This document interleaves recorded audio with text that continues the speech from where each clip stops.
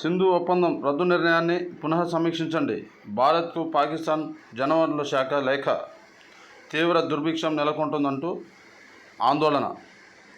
BSF జవాన్ను భారత్కు అప్పగించిన పాక్. ఆ దేశ రేంజర్ను విడుదల చేసిన భారత్. పాక్కు డ్రోన్లే కాదు, సైనికుల్ని పంపిన తుర్కీయే.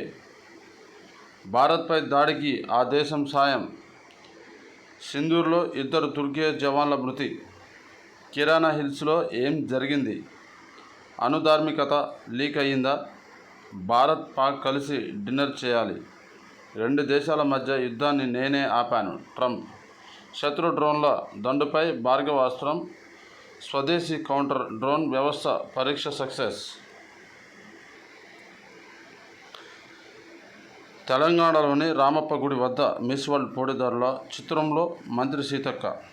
సౌందర్య శిల్పాలు, ఓరుగల్లులో అందాల బామ్మల సందడి.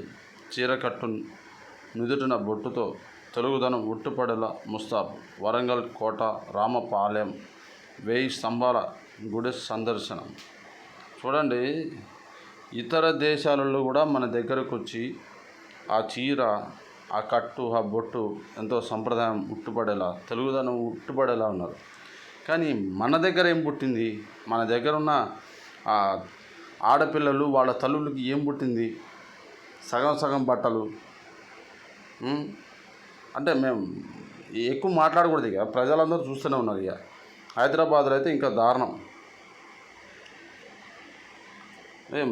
అవతల వాళ్ళు వచ్చి మన సంప్రదాయం కావాలని వాళ్ళు కోరుకుంటే, మన వాళ్ళు వాళ్ళ సంప్రదాయాన్ని పాటిస్తున్నారు. మన తెలుగు వాళ్ళు